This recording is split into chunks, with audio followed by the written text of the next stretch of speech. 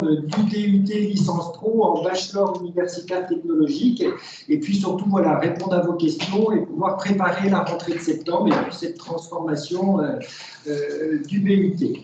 En propos introductifs, je voulais vous rappeler quelques éléments de cadrage de l'université, vous dire que l'université Savoie-Mont-Blanc aujourd'hui c'est 3 campus, Jacob Belcombette, Le Bourget-du-Lac et Annecy. Et ça représente 15 000 étudiants et à peu près un peu moins de 3 000 enseignants-chercheurs et personnel administratif. Également 18 laboratoires, 200 doctorants avec 2 écoles doctorales. Voilà, mais ce n'est pas le sujet d'aujourd'hui. Et puis sur les étudiants, vous dire que les 2 IUT plus les licences pro représentent à peu près 3 600 étudiants sur les 2 départements. Un noyau dur plutôt en sciences, licence, master, doctorat, avec l'UFR Sciences et Montagnes, l'UFR Lettres, Langues et Sciences Humaines, l'IAE et la faculté de droit, qui sont plutôt des formations généralistes à côté des IUT qui ont des formations professionnalisantes, et puis bien sûr l'école Polytech. Sur l'origine des étudiants, dire qu'on a une université qui forme plus de la moitié de jeunes du territoire, puisque quasiment un peu plus de 50% de l'origine des étudiants sont des pays de Savoie. Et puis une part non négligeable sur l'international. Vous savez que l'Université de Savoie est très ouverte à l'international avec 9% des étudiants issus d'autres pays. Voilà, sur la répartition par domaine, vous voyez quand même que les formations en sciences et technologies occupent quasiment 45% des effectifs. Ensuite, le droit éco-gestion et puis les arts, lettres, langues et les sciences humaines qui représentent à peu près 10-12% des effectifs. Sur la droite, la répartition par diplôme, donc les DUT licence pro aujourd'hui BUT représentent un quart des effectifs avec 25%. Le gros des troupes, 60, est en licence master doctorat, donc plutôt des jeunes qui auront des stages à partir de soit de la licence 3e année, puis en master, et puis également 7% des effectifs en école d'ingénieur. Dernière petite diapo sur les coopérations entreprises-universités. Hein. Souvent, l'université, tout le monde la connaît pour y être passé ou avoir ses enfants, mais globalement, les entreprises connaissent peu ou pas très bien l'université et en quoi l'université est un centre ressources pour votre développement, soit sur des enjeux de recherche, et là l'université propose un certain nombre d'outils, les bourses CIF, les chaires, des partenariats avec les laboratoires. Je vous rappelez qu'on a 19 laboratoires, donc un vrai potentiel pour accélérer nos innovations. On a ensuite les entreprises qui ont des besoins de compétences et des besoins de recrutement, et c'est pour un nombre important d'entreprises. Et là aussi, donc, il y a toutes les actions qu'on déploie entre le club et les composantes sur l'accueil de stagiaires, d'alternants. On vous parlera du job dating alternance, les diplômés au travers des réseaux d'alumni, les projets entrepreneuriats, la formation tout au long de la vie. Vous savez que l'université a une belle offre pour former les salariés, qui est aussi souvent méconnue.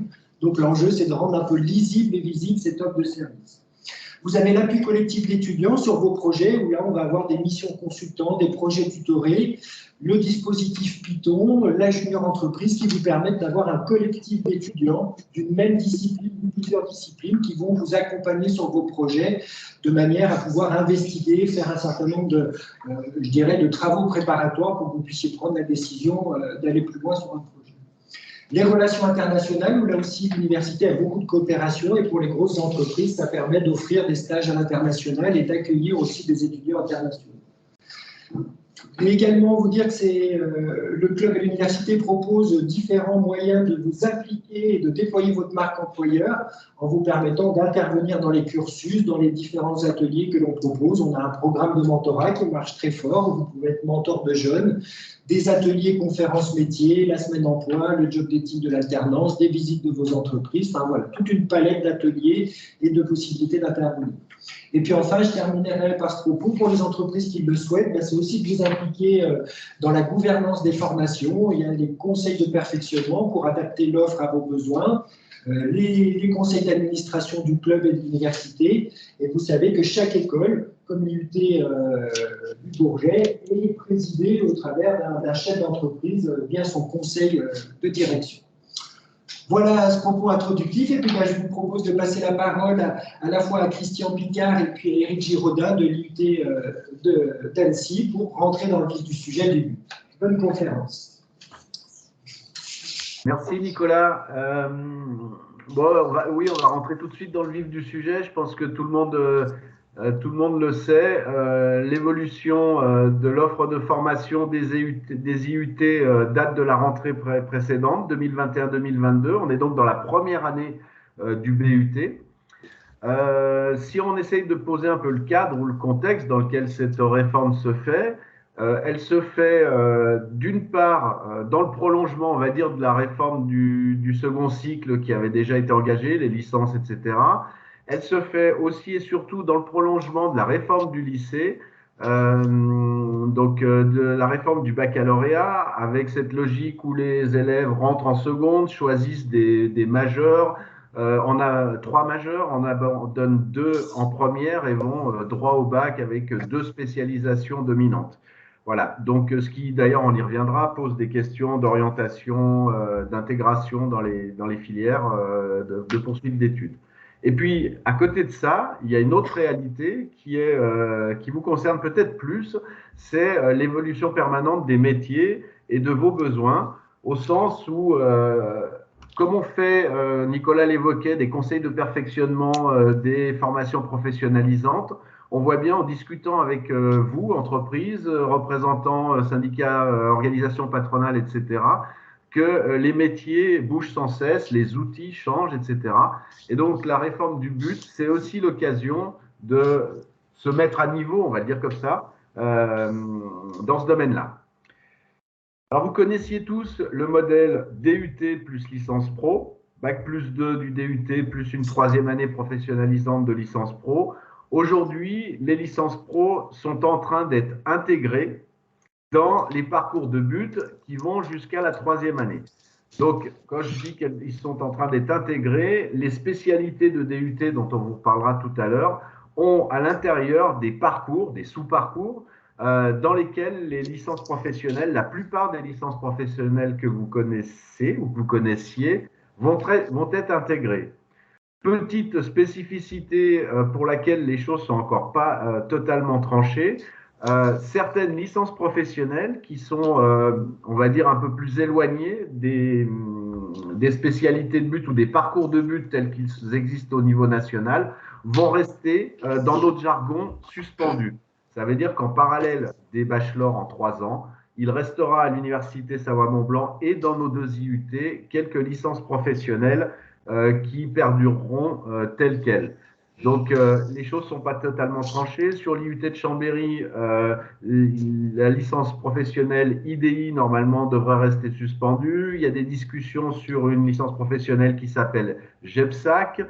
Il y a aussi des discussions dans le domaine du bâtiment pour la licence professionnelle RSPB, responsable de chantier. Voilà. Eric, si tu veux dire un mot sur celle de l'IUT d'Annecy. Oui, si on peut revenir à la diapo précédente. Voilà, donc dans les licences professionnelles qui sont suspendues, donc il y en a déjà certaines qui sont où c'est fixé. Par exemple, celle avec notre partenaire OSV, Outdoor Sport Valley, technico-commercial industriel, qui restera, la licence biomédicale avec PH, et puis par contre, il y a des discussions sur d'autres licences pro, mais en tout cas, celles que je vous ai citées, voilà, elles seront. Je précise quand même, en fait, ces BUT, il faut les voir comme des licences professionnelles en 3 ans. Ce qui change par rapport à avant, vous aviez des DUT et une licence pro. Là, en gros, on est sur des licences professionnelles en 3 ans. D'ailleurs, l'arrêté le précise. Et sauf que ces parcours commenceront pour certaines spécialisations dès la première année, pour d'autres spécialités dès la 2e année. D'accord ? Voilà. Christian, si tu veux. Ouais. Jenny, tu peux, merci. Donc, du coup, vous avez sous les yeux ce schéma qui matérialise ce qui est en train de se passer, à la fois sur cette logique de 3 années, bac plus 1, bac plus 2, bac plus 3, à la fois avec ce qui va se passer ou ce qui est en train de se passer et qui constitue nos contraintes sur le recrutement, l'intégration des bacheliers nous est imposée avec un pourcentage de 50 de bacs généraux et de 50% de bacs technologiques. Donc ça, on reviendra dessus peut-être plus tard, mais c'est important. D'abord, c'est une contrainte imposée par le ministère à tous les IUT, à toutes les spécialités de lutte, donc on peut pas s'y soustraire. Mais surtout, je pense que ça peut présenter un avantage parce que quelles que soient les spécialités, on aura des étudiants qui auront à la fois… j'ai beaucoup d'écho là. Il y a toute la micro. Je disais donc qu'on aura des étudiants qui, pour certains, auront un vernis scientifique, technique, et quelles que soient les filières, les parcours dans lesquels ils s'intégreront, ça peut être appréciable pour une entreprise d'avoir un technico-commercial, par exemple, qui a une base technique en plus de toutes les compétences commerciales.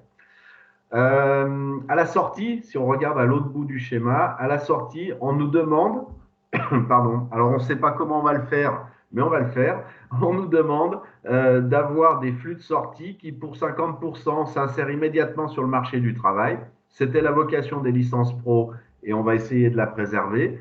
Et puis 50% qui seraient dans des poursuites d'études, en master, en école d'ingénieur, dans les IAE pour les sections tertiaires, etc., etc. Donc, on obtient à l'issue de ces 3 ans un grade de licence. On a des possibilités d'entrée et de sortie parallèles qui sont matérialisées sur le schéma. On ne sait encore pas très bien, mais ça va se faire de toute façon, comment on va intégrer les BTS dans les 3e années pour pouvoir leur permettre d'aboutir à ce grade de licence.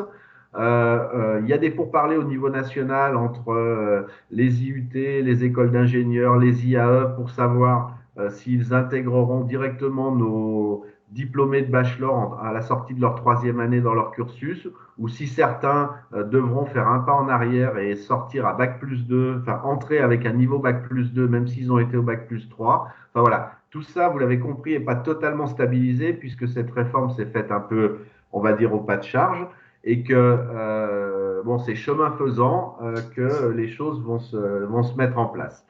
Mais en tout cas, le schéma est là. Et pour vous fixer les idées, c'est comme ça qu'on est parti, avec une première année qui est en route. Et donc, nouvelle promotion qui rentre à la rentrée prochaine. Et donc, les autres qui poursuivent en Bachelor 2, puis en Bachelor 3 l'année d'après. Merci, Jenny. Ouais. Alors, ce qui était important, c'était aujourd'hui d'essayer rapidement de vous donner un peu de changer pour vous. Donc, vous allez voir, c'est à la fois changement et continuité. Le modèle global que vous connaissiez de la professionnalisation se maintient. Par contre, on rentre dans une approche peut-être métier encore plus affinée avec une pédagogie basée sur les compétences. Et peut-être que je peux laisser Eric, qui est le spécialiste de ces questions, pas dire de mots sur le Je ne sais pas si spécialiste c'est le bon mot, mais de toute façon on y revient un petit peu plus tard, mais c'est vrai qu'on va avoir une pédagogie donc sur les 3 années, dès la première année, qui va être beaucoup plus basée sur les compétences, qui sont des compétences, des grosses compétences englobantes. On y reviendra plus tard, je ne détaille pas, mais l'objectif, et en fait, ce sera de donner l'opportunité à l'étudiant de les développer pendant ces 3 ans, ces compétences, pour viser en fait un diplômé qui serait plus autonome quand il rencontrera des situations, voilà, des tâches complexes à résoudre dans vos entreprises, et qui soit capable de s'adapter surtout. On ne va pas former les étudiants à un métier, à 2 métiers, mais on va les former à s'adapter à des familles de métiers et à des changements dans les métiers. On y reviendra un peu plus tard, mais c'est vraiment important, c'est la base, on va dire, pour moi, le plus gros changement de cette réforme. Voilà. Christian. Oui, je suis revenu. Donc, continuité des synergies. Non, je n'ai pas la même diapo. J'ai dû rater une diapo. Un cadre national adapté en local. Oui, oui, c'est ça, tout à fait. Merci, Jenny, excuse-moi. Ce qu'il faut intégrer aussi dans cette approche but qui est nationale, encore une fois, chaque spécialité, bon, vous savez pas qu'il y a 24 spécialités de DUT qui sont devenues 24 spécialités de BUT en France. Donc, c'est un diplôme national. On a le même génie électrique, le même technique de commercialisation, le même GACO partout. Sauf que on a la possibilité, et ça c'est par rapport au terme de territoire qu'évoquait Nicolas tout à l'heure, c'est important, on a la possibilité d'intégrer un tiers du cursus de formation, du volume horaire, des compétences acquises, dans une logique d'adaptation locale. Donc, ce qui va nous permettre de conserver la réponse aux besoins que l'on pensait apporter aux entreprises en matière de compétences spécifiques sur les territoires, puisque ça sera un bachelor avec un diplôme national, mais avec les licences pro et les spécialisations métiers que vous connaissiez, et avec cette adaptation locale qu'on est en train de construire petit à petit, et pour lesquelles on a même besoin de vous, on vous en reparlera après. Avancer, Jenny. Donc du coup, si on résume l'idée, le bachelor qui est vécu, il ne faut pas se leurrer, par beaucoup de gens comme une contrainte, c'est fait au pas de charge, etc., etc. On va transformer cette menace en opportunité et on va dire que c'est l'occasion de développer encore ou de renforcer encore les synergies que les deux IUT avaient réussi à mettre en place. Alors pour l'IUT de Chambéry, ça fait 22 ans. Pour l'IUT d'Annecy, ça fait bien plus longtemps, avec les entreprises et les partenaires tout autour de nous. Et donc, ça va se faire sur 3 ans au lieu de 2. On garde le modèle de sélection. Alors ça, il y a beaucoup à dire sur la question. Hein. Quand on dit formation sélective, c'est à la fois un gage de qualité des étudiants qui suivent la formation et de qualité des diplômés. C'est aussi un vrai problème pour nous au sens où on n'arrive pas à accueillir toutes les personnes, tous les étudiants qui voudraient passer par les IUT. Il y a un exemple en tête que je vais citer sur une formation tertiaire à l'IUT de Chambéry qui s'appelle GACO. Je crois que cette année, on a 2200 candidats qui se sont manifestés sur Parcoursup pour 60 ou 70 places. Ça vous donne une idée de la sélectivité de la formation. On a donc des formations très attractives. Oui, je vais avancer, Jenny, tu as raison. Ça, je crois que c'est pour Eric, cette diapo. Bon bah, on revient un petit peu à ce qu'on disait tout à l'heure. Il y a toujours des apports généraux, hein, des savoirs de base qui seront travaillés. Il y a des spécialisations. Effectivement, vous l'avez compris, on va dire métiers, scientifiques aussi. Mais en fait, l'objectif, c'est qu'on forme ces diplômés, on les forme à savoir agir, justement, chez vous.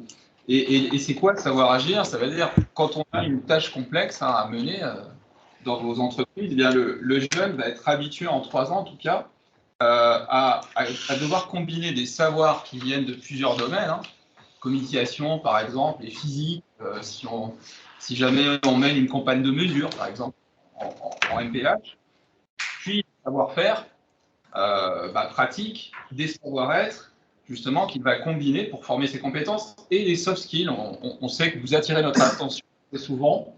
Donc, l'idée, c'est qu'à un moment, le jeune se dise qu'est-ce que j'ai à ma disposition là, entre tous ces savoirs, ces savoir-faire, savoir-être et soft skills, pour résoudre le problème qui m'est posé par une situation qui se rapproche du professionnel en exercice.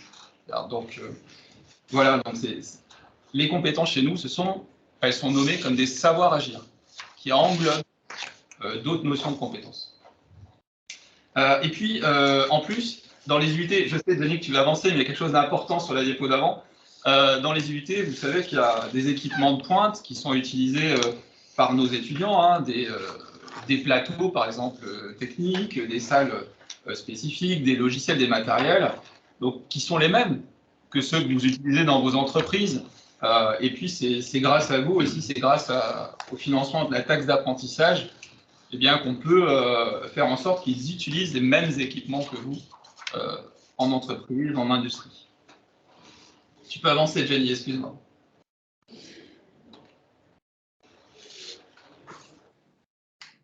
Bon, je pense que je reprends le bébé. Donc, ouais, l'idée, c'est que finalement, les possibilités qui s'offrent à vous et à nous, du coup, c'est de développer l'alternance pour certaines spécialités dès la première année, pour d'autres spécialités à partir de la deuxième et pour d'autres à partir de la troisième. C'est une tendance forte qui accompagne cette réforme du bachelor de développer l'apprentissage tout au long de la formation. Les consignes du ministère sont claires, faites-le le plus tôt possible. Pour l'instant, beaucoup de spécialités hésitent à faire dès la première année parce qu'il y a une sorte de tronc commun dans pas mal de spécialités de formation avant d'envoyer les jeunes en entreprise, histoire qu'ils soient un tout petit peu opérationnels avant d'attaquer leur montée en compétences.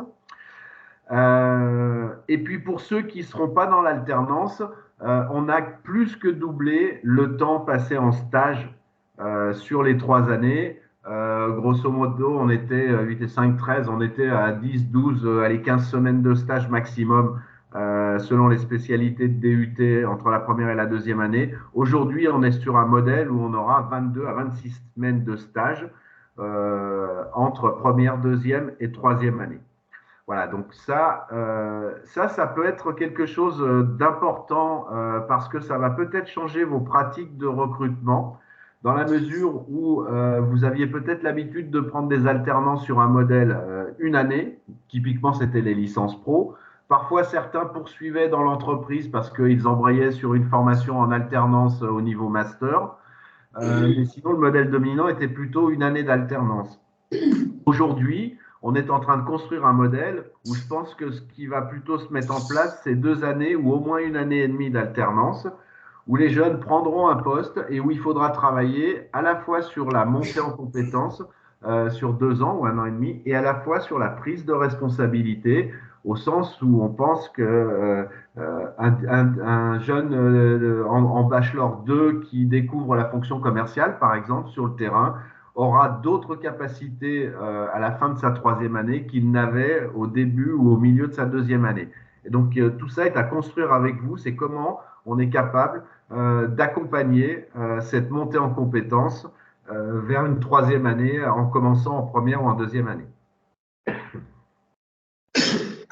Du coup, dans le cadre du déploiement des stages et de l'alternance, on a 2 outils phares que j'évoquais rapidement tout à l'heure, à la fois le job dating de l'alternance, où on collecte vos offres en amont, on les rend disponibles aux étudiants qui ont été retenus sur dossier, puis ensuite on propose le jour J des rencontres programmées avec un stand où vous allez pouvoir accueillir les différents étudiants.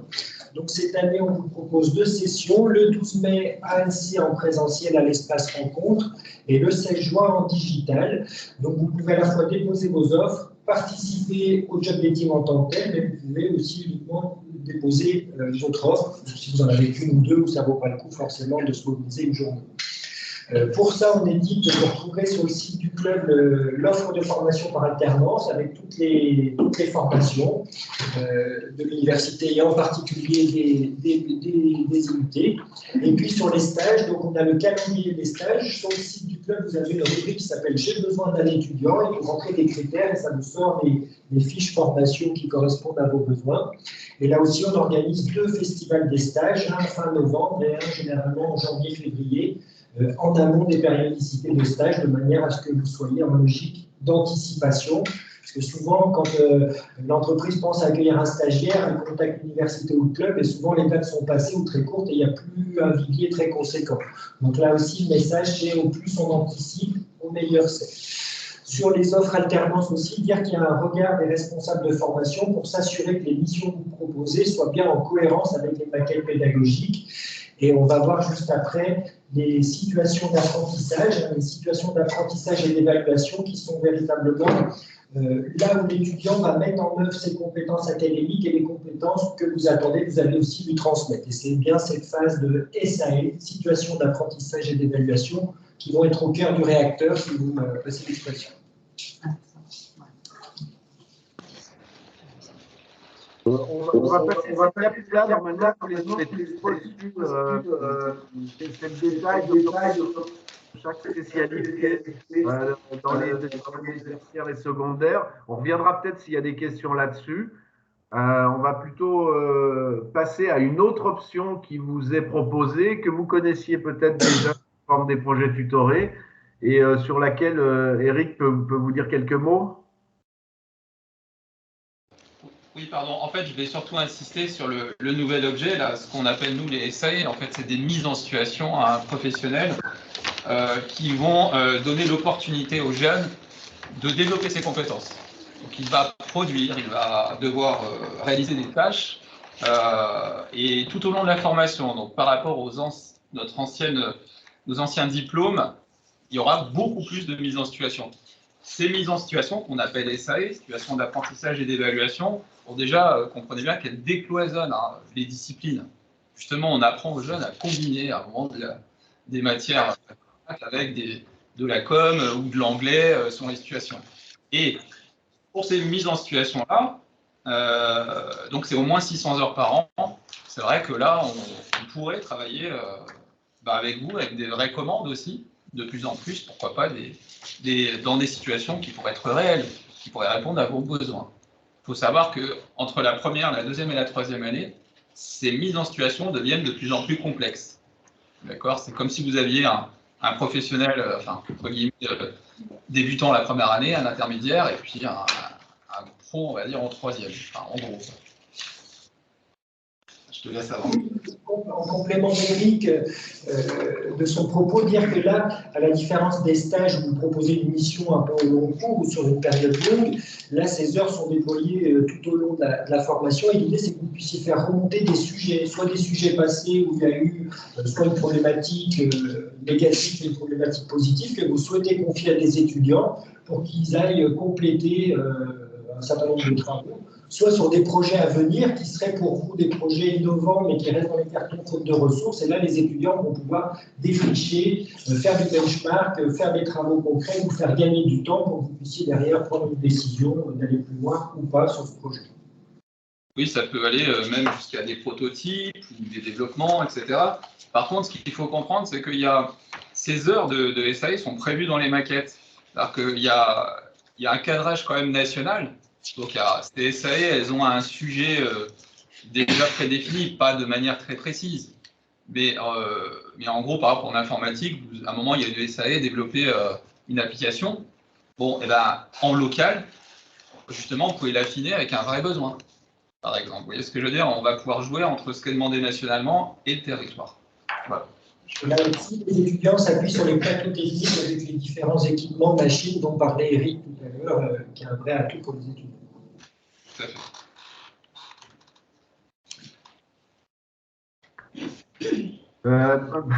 Je vais enchaîner. Donc, troisième axe de notre interaction possible ou renforcée, c'est constituer ou contribuer vous-même, entreprise, responsable d'entreprise, responsable d'équipe, consultant, voilà, contribuez vous-même à la formation de ces diplômés à Bac+3. On est en train de compléter, de recruter nos équipes pédagogiques. Et donc j'ai beaucoup d'écho, je ne sais pas où c'est, mais et donc du coup, ce que je voulais dire, c'est que si vous avez, ou si vous, à titre personnel, ou si dans vos équipes, vous avez des personnes qui souhaitent nous rejoindre, les portes sont très très grandes ouvertes.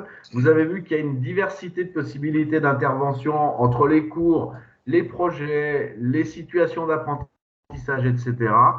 On trouvera toujours un moyen de vous mettre en relation avec les jeunes et de venir leur faire partager leur expérience. C'était déjà le modèle dominant dans les IUT. On avait déjà beaucoup d'intervenants professionnels. Dans les licences pro, presque encore plus. On a des pourcentages très importants, 60-70% dans certaines licences pro, voire plus. Dans le bachelor, on aura encore le même modèle. Peut-être, Christian, juste là sur ce point fondamental, on a besoin d'être professionnel pour intervenir dans les cours. Et c'est vrai qu'en période de tension du marché du travail, de difficultés de recrutement, de fidélisation du personnel, on se rend compte qu'aujourd'hui, en termes de management, il est très profitable de proposer à des salariés dans le cadre d'une politique de management d'intervenir à l'université sous format de mécénat de compétences. C'est-à-dire que le management va proposer à un salarié d'intervenir 2-3 demi-journées par an à l'université. C'est valorisant pour lui, ça lui permet aussi d'ouvrir les chakras, de rencontrer des nouvelles personnes, d'être en lien avec les nouvelles générations, et puis bien sûr de parler de nos entreprises et de les faire connaître plutôt positivement. Donc voilà, un sujet majeur pour faire aussi fonctionner les formations. Et justement, parmi les diverses façons d'intervenir, on a depuis un an un programme de mentorat, où on propose à des professionnels de mentorer un étudiant. On impose une seule condition, c'est qu'il y ait au moins un échange toutes les 6 semaines. L'échange peut être téléphonique, mail, présentiel bien sûr, et c'est souvent le plus convivial. Et puis on met à disposition un certain nombre de ressources, qui pour l'étudiant pour progresser dans son projet, qui pour le mentor, avec là aussi des cabinets RH qui travaillent sur les outils de personnalité, sur les séances de co-développement, pour, si besoin était, permettre aux personnes de l'entreprise de perfectionner leur management.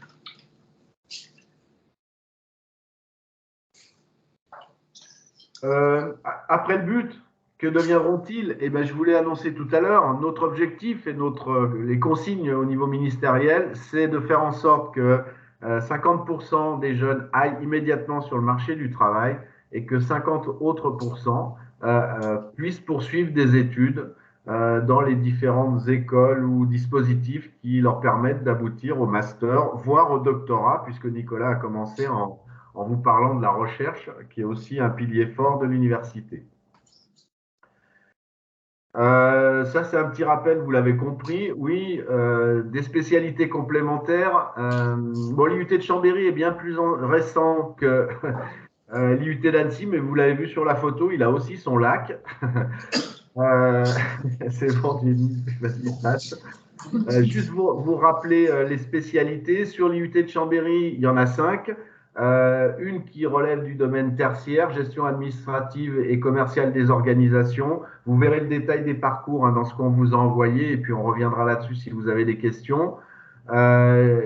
Génie civil et construction durable, métier du multimédia et de l'Internet, packaging, emballage, sciences et génie des matériaux compose l'offre de formation. Vous saviez aussi que l'IUT de Chambéry avait plus d'une dizaine de licences pro. Je vous l'ai dit tout à l'heure, pour certaines, elles resteront suspendues. Pour les autres, elles sont intégrées dans ces spécialités, dans les différents parcours. Oui, alors l'IUT d'Annecy, comme le disait Christian, est un peu plus ancien. On va bientôt fêter nos 50 ans l'année prochaine. Mais par contre, vous voyez qu'il y a quand même un département, j'insiste, que les autres, vous les connaissez, mais le département carrière sociale, qui a un seul parcours chez nous, coordination et gestion des établissements et services sanitaires et sociaux, et un peu plus jeune. Donc j'en profite pour rappeler que là, par rapport aux autres parcours de carrière sociale que vous connaissez peut-être, là on est vraiment on n'est pas sur de l'accompagnement individuel, comme par exemple assistant de services sociaux. On est vraiment sur de la gestion, la coordination, la conduite de projet. Voilà, donc c'est plutôt, je me permettais d'insister, c'est pour bien préciser le profil de diplômé. Pour les autres, c'est les mêmes qu'avant, on est sur le tertiaire et le scientifique et l'industriel. Pour le reste, ça n'a pas changé. Voilà. Merci. On a souhaité inviter une personne qui va pouvoir témoigner de ce lien et de cette interaction au long terme, entre guillemets, entre un IUT et une entreprise. Jenny, je te laisse coacher ça, c'est plus simple que moi à distance. Et merci en tout cas, Madame Pial. Non, on me voit. Ok. Voilà. Donc, bonjour à toutes et tous. Bonjour Annecy. Aujourd'hui, on m'a demandé de témoigner en tant qu'ancienne étudiante et recruteuse d'alternants, on va dire, parce que j'ai fait mes études ici à l'IUT de Chambéry. J'ai fait un DUT en 2 ans et une licence pro en alternance pendant 1 an. Suite à quoi, donc c'était mon département MMI, métier du multimédia et de business. Suite à quoi, je me suis embauchée en fait dans l'entreprise dans laquelle j'avais fait mon stage et mon alternance. Je suis devenue associée et aujourd'hui je dirige cette entreprise, qui est Megapixel, donc une entreprise de production vidéo. C'est-à-dire qu'en faisant cette formation assez polyvalente finalement dans le métier de la communication et du multimédia, j'ai réussi quand même à me spécialiser dans la voie que je souhaitais, c'est-à-dire l'audiovisuel, et donc d'être dans cette société de production vidéo. La polyvalence de cette formation, moi, elle m'a apporté un regard global aussi sur la stratégie de communication digitale qui me permet à la fois de conseiller en fait, mes clients aujourd'hui au niveau d'une direction artistique plus large que seulement la vidéo, et à la fois, je pense, de manager mes équipes en comprenant un peu mieux aussi les pôles de compétences de chacun. Donc, ça, c'est, on va dire, les points forts que j'ai trouvés dans la polyvalence et à la fois la spécialisation de ces formations. C'est clairement grâce à l'alternance que j'ai trouvé cette entreprise et que j'y suis restée, que j'ai pu en tout cas m'intégrer dans cette entreprise. Et en parlant de management, c'est vrai qu'aujourd'hui, finalement, le DUT est notre centre de recrutement chez Mediapixel, donc la société que je dirige. C'est-à-dire qu'on a plusieurs générations d'étudiants qui bossent chez nous. Parce que, pour la bonne raison qu'en fait, on sait où on recrute quelque part. On est évidemment sensible à l'environnement de la formation, qu'on a même vécu en tant qu'étudiant, mais il n'y a pas que ça. On connaît l'équipe pédagogique, mais c'est surtout qu'on sait quelles compétences ont les étudiants, parce que nous-mêmes, on les a vécues. Et bien que la formation évolue, il y a quelque chose aussi de l'esprit, de la cohésion, du côté gestion de projet, qui est très important et je pense très particulier à ces IUT-là, l'IUT de Chambéry, l'IUT d'Annecy aussi, on fait partie. Et du coup, c'est ce qui nous, en fait, quelque part, nous garantit une bonne intégration, à la fois en termes de compétences, et à la fois professionnelles, et à la fois en termes de savoir-être, en fait, savoir-vivre, qui font qu'aujourd'hui, la plupart des stagiaires qu'on a pris, on les a gardés en alternance, comme une période d'essai supplémentaire, ce qui est génial pour un recruteur, je trouve, pour un manager, parce que ça laisse vraiment le temps de découvrir la personne, de voir le potentiel, mais on n'est pas sûr, et génial, après le stage, on a une alternance, donc on peut continuer à peaufiner un peu cette formation, cette montée en compétences, et puis la connaissance de la personne aussi, donc la confiance. Et donc en général, à la fin de cette période, je peux vous donner 5 exemples, 6 avec moi, dans le garde des personnes, en fait. Et du coup, l'équipe grandit, mais en même temps, vu que c'est des premiers jobs, souvent il y a un renouvellement qui se fait naturellement, de personnes qui veulent des fois vivre une autre expérience et qui du coup restent 3 ans, 4 ans et ont besoin de renouveler. Et du coup, on sait qu'on peut compter sur l'alternance ici pour ça. Voilà. J'ai pas mal de trucs. Très bien. Les étudiants en stage en alternance qui n'ont pas forcément voulu travailler tout de suite à partir du mode d'emploi, mais qui sont revenus peut-être 2-3 ans après candidater. Oui, alors oui, effectivement. Ouais. Des stagiaires qui voulaient poursuivre leurs études, partir à l'étranger, qui sont revenus après, ont fait leur alternance en rapprochant une 3e année de licence pro, par exemple, en rapprochant une 3e année de quelque chose, et du coup qui sont restés depuis. En tout cas pour un qui est devenu associé. Pour un autre, il a fait la licence professionnelle l'année dernière, ici, dans le département MNI, et il souhaitait poursuivre ses études, ce qui se fait de plus en plus, j'ai l'impression. Du coup, il l'a fait, et en fait, il a réussi à trouver une formation qui lui plaisait, qui était aussi en alternance. Donc en fait, il fait 2 ans en alternance avec nous, ce qui est super cool. Cool parce qu'il continue à se perfectionner, à se former. Donc ça, c'est super appréciable parce qu'un alternant ou un stagiaire, ça prend quand même du temps à former. Donc quand on peut compter sur une formation à côté, c'est super bien pour nous. Ça nous libère du temps. Et en même temps, du coup, il monte en compétences grâce à l'école et il continue à s'intégrer chez nous. Et voilà, aujourd'hui, il va rester. Nous, on veut le garder, lui, il veut rester. Donc, et ça fait du coup 3 ans finalement qu'il côtoie l'entreprise en tant que stagiaire, alternant première année, alternant deuxième année. Donc, niveau confiance, professionnalisme, il est déjà monté en compétence, il a déjà pris des responsabilités, il est capable de gérer des projets de A à Z avec la relation client. Voilà, c'est super confortable. Merci Marjolaine. Tu voyais d'autres questions? Je ne sais pas, est-ce que Christian, tu as des questions peut-être? Ou Eric? Peu importe. Nos auditeurs plus largement. Enfin, on vient d'essayer de vous présenter de manière un peu succincte cette évolution DUT plus licence pro vers bachelor. Je ne sais pas si vous l'aviez déjà vu venir, si vous étiez un peu rentré dans le détail. Est-ce que vous avez l'impression que ça va changer quelque chose pour vous par rapport à cette logique que vous venez de décrire? Voilà, un peu de réaction à chaud par rapport à votre vécu et par rapport à ce qu'on vient de vous dire. Je découvre un peu plus précisément. Ça fait longtemps que j'entends parler du but, mais je n'avais pas la trame en tête, on va dire. Je pense que plus de stages et plus d'alternance, c'est génial. Donc, autant pour les étudiants, pour leur intégration en entreprise, leur prise d'autonomie, comme vous l'avez dit, et autant pour les employeurs, parce que ça donne quelque part à la fois plus de temps pour l'intégration, à la fois plus de temps pour former, mais pour co-former avec l'école. Et ça, c'est vraiment du temps appréciable qu'on peut se libérer en tant que dirigeant d'entreprise si on n'a pas à former les personnes à temps plein, quoi. Donc non, je pense que c'est bien. Enfin, en tout cas, je n'hésiterai pas à tester.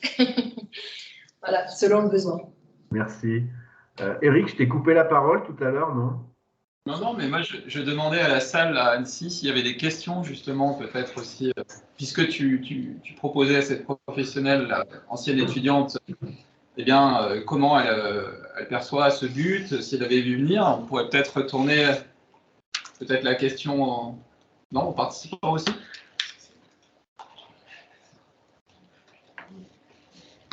Est-ce que vous avez des questions? Là, il y a une question de Hervé, qui directeur de Tetra.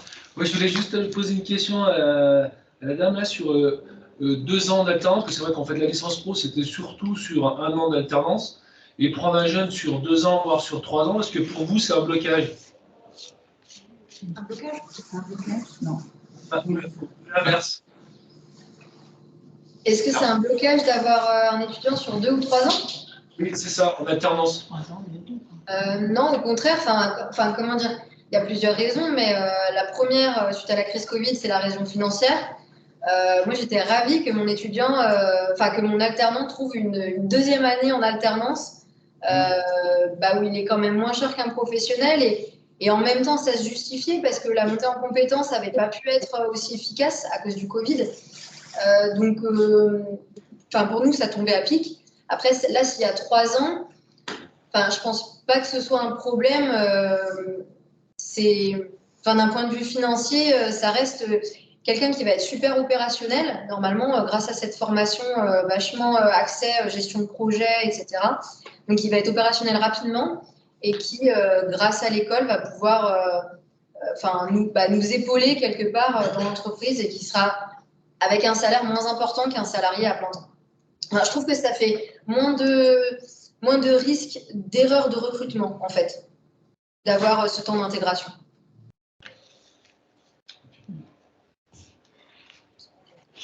C'est aussi s'engager vis-à-vis d'un étudiant et vis-à-vis de l'entreprise pendant 2 ou 3 ans. Et si ça ne se passe pas bien avec l'étudiant, pour plein de raisons, lui-même a de la difficulté à se dire qu'il va changer d'entreprise, l'entreprise n'est pas satisfaite de la personne, et du coup, ça sclérose un peu une situation. Donc, on est toujours assez réticent à signer d'emblée pour des alternances longues sur plusieurs années. Et si je peux alors que si on signe pour une première année et qu'on est très satisfait, on le fait souvent en master en fait, nous, si on est très satisfait de la personne, on fait son master 2 avec la même personne. Et si elle a envie de continuer avec nous. Et si elle a envie de continuer avec nous. Non mais voilà, si les 2 parties sont satisfaites de ce qu'elles ont trouvé, continue. Mais signer d'emblée sur 2 années, c'est vrai qu'on est assez réticents. Si je me permets, chez ONA, on est une petite entreprise également et on a signé beaucoup d'alternants en IT2I sur 3 ans. Parce qu'on avait du mal à trouver les compétences et qu'on fait de la vidéo numérique, qui est un métier très particulier. Et en bout de 3 ans, ils commencent à peine à être opérationnels. Donc contrairement à l'exemple, nous, on a une montée en compétences qui est très complexe. Et donc 3 ans, à l'inverse, pour nous, c'était mieux. En même temps, c'était déjà des gens qui avaient un bac+2 ou un bac+3 et qui rentraient en école d'ingénieur. Donc, ils étaient plus stables. Pour nous, pareil, donc pour un TNSNR, les contrats pluriannuels, on est plutôt sur des niveaux supérieurs on est plutôt dans des cursus ingénieurs ou master, effectivement, mais on est assez, non pas réticent, mais on est assez frileux, je dirais, parce qu'effectivement, il y a ce temps dont on parlait tout à l'heure, ce temps d'adaptation pour l'entreprise comme pour l'étudiant, vérifier que ça match pour les deux côtés. Et quand on a signé un contrat pluriannuel et qu'il y a quelque chose qui a un grain de sable qui vient enrayer tout le fonctionnement, ça peut être assez long pour le jeune comme pour l'entreprise. Donc c'est vrai que nous, on fonctionne un peu sous le système d'accueil en stage, comme une période aussi de préqualification, d'essais mutuels. Et puis après, effectivement, de pouvoir engager. On est plutôt sur des contrats d'1 an chez nous. On fait quelques contrats effectivement pluriannuels, mais on est plus sur des niveaux ingénieurs à ce moment-là. Oui, moi je suis d'accord avec ce qui a été dit aussi sur cette période de pré-test, on va dire, à la fois pour savoir si ça match entre l'étudiant et l'entreprise.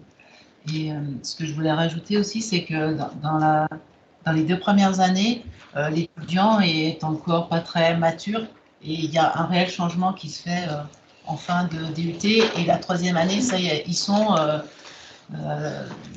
prêts à être vraiment professionnels, quoi. Donc, du coup, voilà, cette 2e année, pour moi, s'engager peut-être, alors peut-être sur une période plus longue, il y avait par le passé, ou actuellement, c'est 2 mois de stage ou 1 semaine.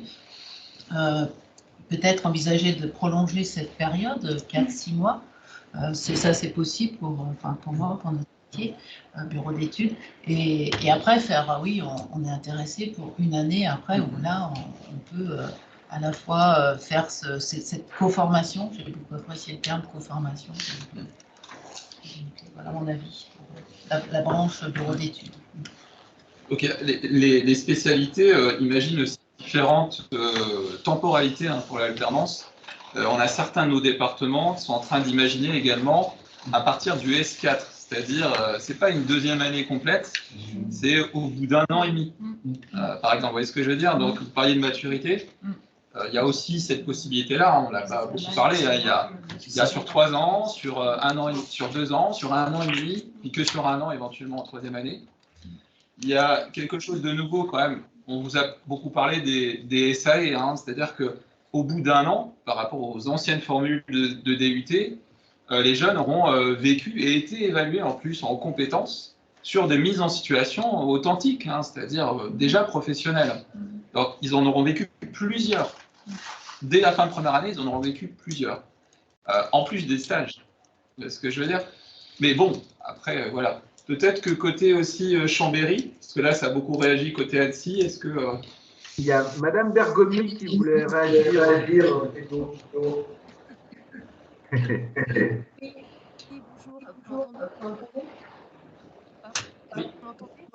Oui. Madame Bergomi. Ouais. Oui, ce que je voulais dire, c'est que je rebondis un petit peu sur les échanges là, sur l'alternance. Alors, moi, je suis vraiment heureuse que vous proposiez ce système-là.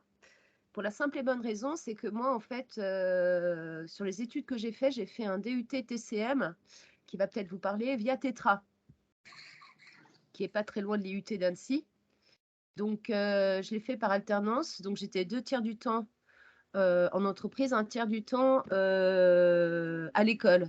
Quand on dit TCM, c'est un DUT technologique de commercialisation spécialisé en gestion et produits de montagne.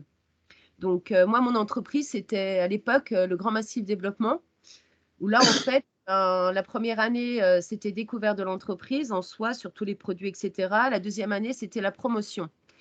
C'est sûr que ça s'est très, très bien passé, mais j'ai été frustrée, justement, de ne pas faire une 3e année. Et parce que justement, c'est trop court. C'est-à-dire que la première année, on est un peu dans l'immersion, où là, on découvre l'entreprise, et puis il faut s'adapter un peu, suivant dans les entreprises sur lesquelles on travaille, il faut s'adapter avec les différents services, les différents interlocuteurs. Et la 2e année, c'est là où on peut commencer juste, on a une prémisse là où on peut vraiment être autonome et où on peut commencer à apporter quelque chose à l'entreprise. Et c'est trop court. Après, c'est vrai que c'est la frustration de ne pas pouvoir, on va dire, continuer. C'est soit être embauché en entreprise, pour moi, ce n'était pas le cas. Donc, c'était très dur. Et donc, c'est là où, en effet, il a fallu rechercher, rebondir sur soit trouver un travail tout de suite, soit, en effet, faire une poursuite d'école. Ce qui était le cas plus ou moins pour moi, puisque je savais qu'au niveau de l'IUT d'Annecy, vous proposiez il y a longtemps des cours du soir pour justement préparer un DESS marketing à l'époque, qui se faisait à l'IUT d'Annecy, et après validation DESS marketing, je crois que c'était à l'époque Chambéry. Là où en fait je vais en revenir, c'est ce qui me gêne, enfin, après moi, c'est en tant que co-gérante, un peu là-dessus, c'est sur l'alternance, c'est que on va former donc des jeunes de 3 ans, etc. Mais c'est vrai que c'est un peu, soit on tombe sur un super, comment on peut dire, je ne veux pas être discriminatoire, un très bon élément, etc., qui va vouloir rester, et ça, c'est super pour nous. Soit, en effet, il va dire, bah écoutez, non. Et là, on va le former pendant 3 ans et on va se retrouver à rechercher quelqu'un. Et ça, en fait, ce sera 3 ans d'énergie où, en fait, on va former quelqu'un qui va finalement, voler de ses propres ailes. Et c'est là-dessus, en fait, quand on est une petite structure, c'est assez dur d'assumer ce coup-là. C'est presque, j'aurais tendance à dire, il faudrait presque signer une promesse d'embauche tout de suite et dire, bon, qu'est-ce qu'on fait pour être sûr qu'on peut le garder. Et c'est un peu la difficulté qu'on a au sein des entreprises actuelles, c'est qu'en fait, on a du mal à garder les jeunes. C'est que les jeunes, voilà, ils prennent ce qu'ils ont à prendre et après, ils partent. Voilà. Voilà. Je vais être dur, J'ai une entreprise aussi, on forme pour ses concurrents, mais un jour, la personne peut revenir, hein, c'est ce que je dis toujours. Dans l'alternance, c'est ça aussi. C'est penser qu'on ne forme pas uniquement pour sa société. Facile à dire, c'est un peu plus compliqué dans votre cas, je suis d'accord, mais voilà, c'est mon avis. Et peut-être qu'en 3 ans, vous auriez justement plus de chances de le fidéliser, de l'intéresser. Parce que, je sais pas, moi, si je suis jeune et que je reste plus longtemps dans l'entreprise, peut-être m'intégrer, non? Je ne suis pas persuadée, parce qu'un jeune qui a passé aujourd'hui 3 ans dans une entreprise, c'est déjà un temps qui est relativement long. Et déjà, au bout d'1 an, ils ont envie de voir autre chose.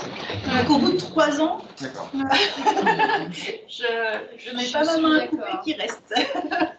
C'est bien pour les entreprises. Non, mais ce que je veux dire, c'est que dans une petite structure, c'est un investissement énorme. Voilà. C'est ça. C'est que c'est un investissement énorme. C'est-à-dire un suivi, ça veut dire aussi, voilà, bien encadré, bien géré. Dans les grandes structures, c'est différent. Mais dans des petites structures, c'est vrai que c'est la difficulté. Et mais bon, après, voilà, c'est pas à 100% comme ça. Nous, on n'a certainement pas eu de chance sur ce coup-là et voilà, c'est faute à pas de chance. Mais par contre, le côté positif, en effet, je trouve que c'est très intéressant sur ce système d'alternance proposé et je pense que c'est vraiment, on va dire, vital. Il le faut de toute façon. Il faut que les jeunes maintenant puissent rentrer dans le monde du travail et puis puissent se rendre compte un peu de ce qui se passe et puissent acquérir les compétences. C'est opérationnel et ça sera tout gagné de toute façon pour eux au niveau du CV, etc. quoi. Ça, c'est indéniable. Moi, j'ai juste une question. Opérationnellement parlant, est-ce que les IUT d'Annecy comme Chambéry ont déjà un calendrier préétabli des périodes qui sont ouvertes au stage, aux périodes qui sont ouvertes à l'alternance sur chacune des filières?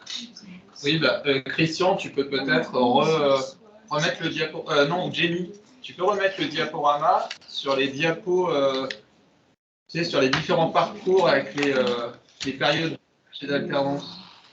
Donc bon, en complément, on peut dire que voilà, chaque mois de septembre sort le calendrier des stages où vous retrouvez toute l'offre de formation avec les périodicités de stage et la durée. Donc vous savez qu'en DUT deuxième année de tel domaine, il y a 6 semaines de stage de telle date à telle date.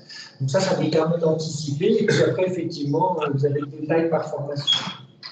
Ça, les durées, oui, mais les périodes concrètement où les étudiants peuvent partir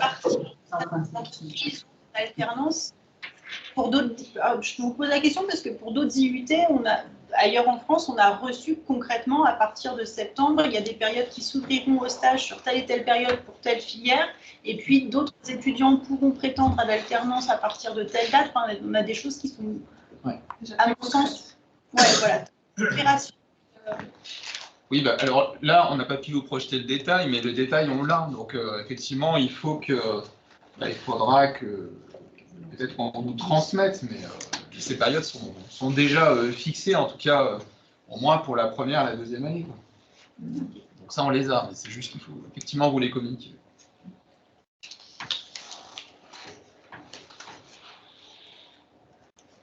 Pour revenir aussi sur la question de la sécurisation du parcours, qui, vous l'avez vu, peut être plus long.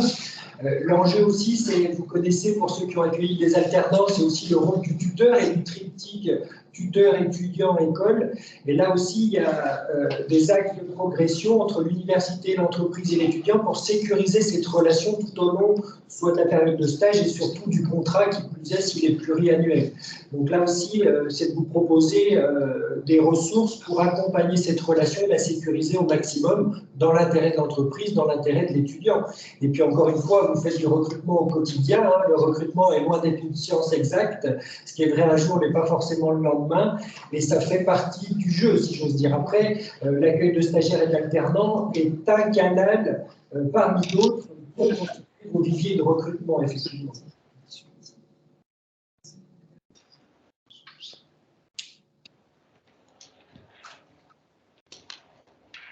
D'autres questions ou remarques sur les combinaisons d'alternance, stage, besoins?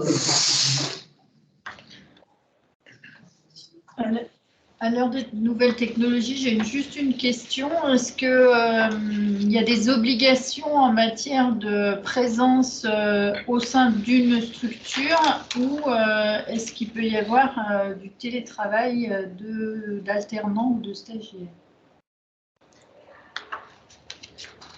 Voilà. Pour les toutes petites entreprises qui ont pas. Je pense que l'apprenti ou l'alternant relève d'un contrat de travail avec l'entreprise et donc il va appliquer les règles du droit du travail que l'entreprise s'applique. C'est-à-dire que s'il y a des accords négociés ou s'il y a un jour ou 2 jours de télétravail prévus, eh ben, il pourra très bien être en apprentissage et en même temps en télétravail chez lui. La réalité, c'est qu'on l'a vécu avec tous les apprentis de licence professionnelle dans la période du confinement, etc., où un certain nombre, voire même la quasi-totalité, ont continué leur activité pour leurs entreprises, dans les temps en entreprise, en étant en télétravail. Donc, c'est plutôt l'entreprise, le métier et les conditions d'exercice du métier pour lequel il a été embauché qui vont conditionner ça. Okay. Très bien, merci.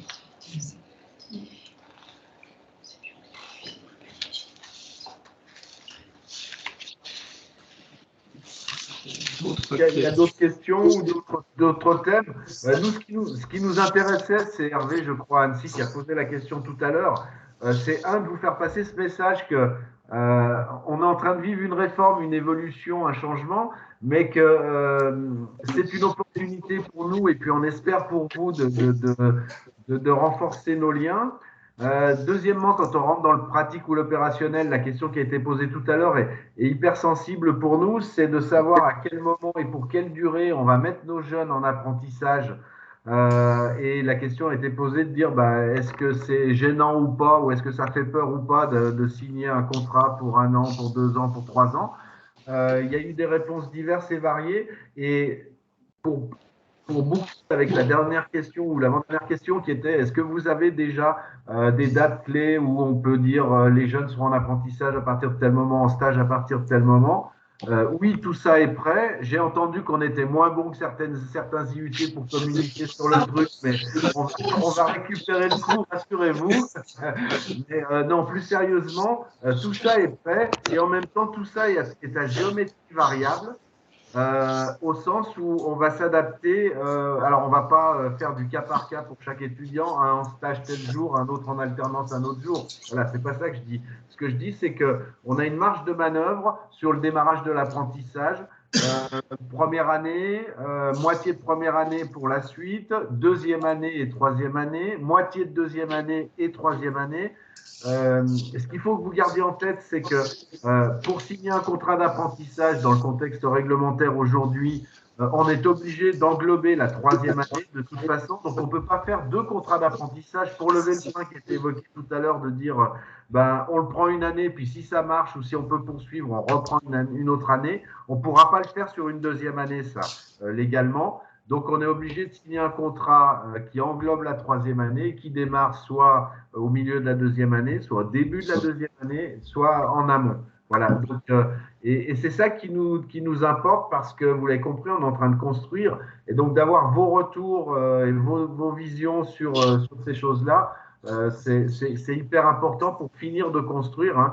La réalité, puis après je me tais parce que je parle beaucoup, la réalité c'est qu'on n'est que dans la première année de mise en place et d'expérimentation d'un diplôme qui est parti pour 3 ans sur son premier modèle, là, et que c'est chemin faisant qu'on va construire les choses.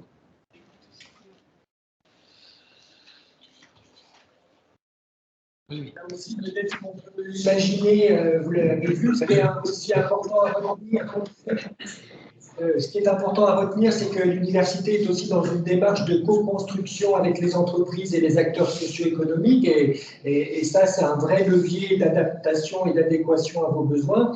Et pour faire ça, on a besoin de vous. C'est-à-dire qu'on pourrait même imaginer vous proposer 2 ou 3 fois par an de participer à une rencontre pour comprendre vos besoins, vos attentes, pour présenter ce qui se fait à l'université et puis affiner et adapter au mieux. Hein. Vous avez vu qu'on a une possibilité d'adaptation locale, Christian l'a bien expliqué, et c'est ça qu'il faut qu'on construise ensemble. C'est-à-dire que, voilà, comment vous permettre de participer et de faire part un petit peu de vos attentes et de vos souhaits, et voir comment derrière ça peut être utilisé dans les maquettes pédagogiques qui ont un certain niveau de contrainte.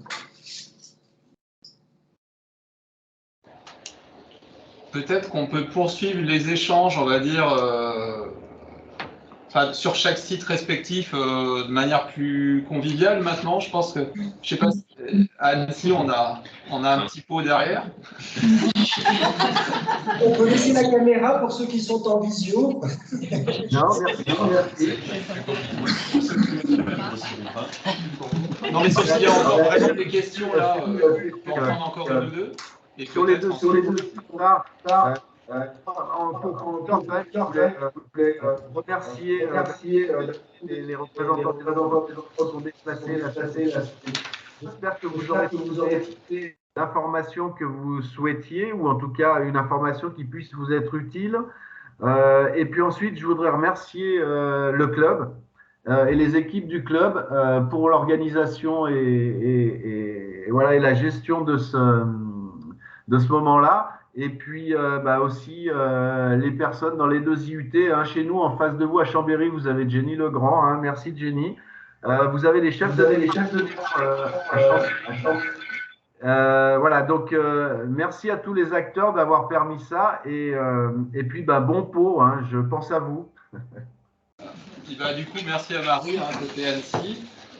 Et puis, j'excuse mon directeur qui a été vraiment retenu. J'aurais bien aimé être là.